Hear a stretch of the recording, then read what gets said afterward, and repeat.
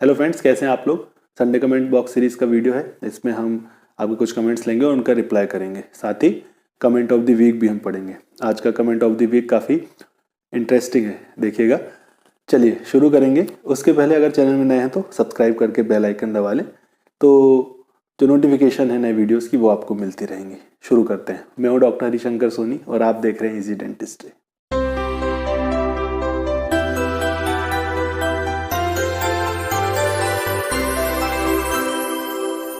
पहला कमेंट है वंदना दास का। लिखते हैं, सर दांत के टुकड़े रह गया है दोनों साइड से, क्या करें, कौन सा ट्रीटमेंट कराना होगा।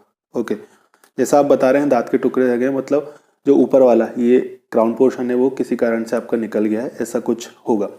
तो ऐसी कंडीशन को हम बोलते हैं रूट स्टम। ऊपर का निकल गया, अंदर जड़ें फंसी हुई है, तो इनको आपको निकलवाना होगा। अगर ये कंडीशन है तो इनको आपको निकलवाना ही होगा। कोई चांसेस नहीं होते हैं इसके ज़्यादा बचने के, और आगे चल के प्रॉब्लम ही करता है, और खाने में भी हम इसका कोई यूज़ नहीं करते हैं। तो इसको निकलवा कर आप दूसरा लगवा लें तो बेटर होगा। बाकी आपको चेकअप करके क्लियर कर दिया जाएगा, चेकअप करा लें। अगला कमेंट है लवली गर्ल का। लिखते हैं, ब्रेसेस ट्रीटमेंट चल रहा है, 4 टीथ निकलवाने पड़ेंगे बोल रहे हैं डॉक्टर, उसका अलग चार्ज लगता है क्या। ओके, ब्रेसेस ट्रीटमेंट में जनरली 4 टीथ निकालने पड़ते हैं, क्राउडिंग ज़्यादा है तो ये ठीक है। लेकिन इसके जो चार्जेस हैं ये इंक्लूड होते हैं, जो आपका ओवरऑल चार्ज है ब्रेसेस का उसी में इंक्लूड होते हैं, अलग से चार्जेस नहीं देने होते। फिर भी एक बार अपने डॉक्टर से आप कंफर्म कर लें कि उनके क्या प्रोटोकॉल्स हैं। जनरली इंक्लूड होता है, जो ट्रीटमेंट है उसमें ही इंक्लूड होता है, अलग से नहीं देना। नेक्स्ट कमेंट है हमारा comment of the week Santosh Kumar का। काफ़ी अच्छा कमेंट करे हैं, इंटरेस्टिंग कमेंट है, सुनिए। लिखते हैं, सर क्वेश्चन थोड़ा स्टूपिड हो सकता है बट बार बार दिमाग में आता है कि अकल वाली दाढ़ का रियल में अकल बुद्धि से ज़्यादा या कम होने कोई रिलेशन होता है। Please sir reply, thank you. आपकी सब वीडियोस बहुत इन्फॉर्मेटिव होती है। Okay, thank you. तो स्टूपिड क्वेश्चन नहीं है, ऐसे हमारे दिमाग में क्वेश्चन आते हैं तो हमें क्लियर कर लेना चाहिए। अब ऐसे बहुत सारे क्वेश्चन हमारे दिमाग में होते हैं तो हम कहाँ से पता करें। डॉक्टर से भी पूछने में हमें हेजिटेशन होता है, जैसा आप यहाँ पे लिख रहे हैं। तो कोई बात नहीं, बिल्कुल आप पूछ सकते हैं, सेंसिबली आप क्वेश्चंस को कर सकते हैं। चलिए मैं आपको बताता हूँ। और ये काफ़ी लोगों का क्वेश्चन होता है, ऐसा लगता है कि जो अकल दाढ़ है, विजडम टूथ है, इसका अकल से कुछ लेना देना है क्या। तो मैं आपको क्लियर कर देता हूँ कि इसको अकल दाढ़ क्यों बोलते हैं।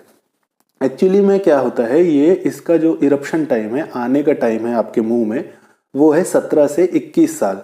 मतलब ये मेच्योरिटी की एज में आती है। बाकी टूथ जो है वो पहले आपके आ जाते हैं, जब चाइल्ड एज बोल सकते हैं आप तब। लेकिन जो विजडम टूथ है, अकल दाढ़ है, ये मेच्योरिटी के समय आता है। 17 से 21 साल जब मेचर हो जाते हैं उस समय आता है, इसीलिए इसको अकल दाढ़ बोलते हैं। और इसका कोई ऐसा कनेक्शन नहीं है कि किसी की अकल दाढ़ है तो वो उसको अकल ज़्यादा है, या फिर अकल दाढ़ नहीं है तो अकल कम है, ऐसा कोई लेना देना नहीं है। मेच्योरिटी के समय आता है, एज जब बढ़ जाती है तब आता है, इसीलिए इसको अकल दाढ़ बोलते हैं, विजडम टूथ बोलते हैं। Thank you. अगला कमेंट है राज परमार का। लिखते हैं, सर कोरोना पेंडेमिक सिचुएशन में डॉक्टर के पास जाने से डर लगता है, माउथ ओपन करना पड़ेगा। बिल्कुल, माउथ ओपन करना पड़ेगा ट्रीटमेंट के लिए। और इसके ऊपर एक वीडियो बनाया भी हुआ है कि पेंडेमिक में अभी इस समय किस ट्रीटमेंट को आप करा सकते हैं, किसको नहीं करा सकते। वो आप देखेंगे तो आपको क्लियर हो जाएगा। बहुत ज़्यादा ज़रूरी है तो आप जा सकते हैं, करवा सकते हैं ट्रीटमेंट को। सारे प्रोटोकॉल को फॉलो करके ट्रीटमेंट किए जा रहे हैं। Thank you. अगला कमेंट है महेंद्र सिंह कुशवाहा का। लिखते हैं, सर मेरे टीथ में कीड़ा लग जाता है और पहले एक टीथ निकलवा चुका हूँ, मैं क्या करूँ। देखिए, पहले एक टीथ आप निकलवा चुके हैं, आप बोल रहे हैं, तो पहले तो आप अच्छे से मेंटेन रखिए, जो बाकी दांत हैं वो बचे रहें।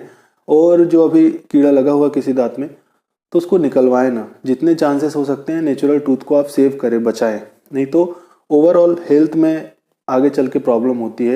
जो हमारा डाइजेस्टिव सिस्टम है उसमें प्रॉब्लम होता है, अच्छे से खाना नहीं खा पा रहे हैं उसके कारण, और भी बहुत प्रॉब्लम है। तो अच्छा है कि नेचुरल टूथ को आप सेव करें जितना हो सके। Thank you. अगला कमेंट है अक्षय सोरते का। लिखते हैं, sir how frequently I should consult my dentist.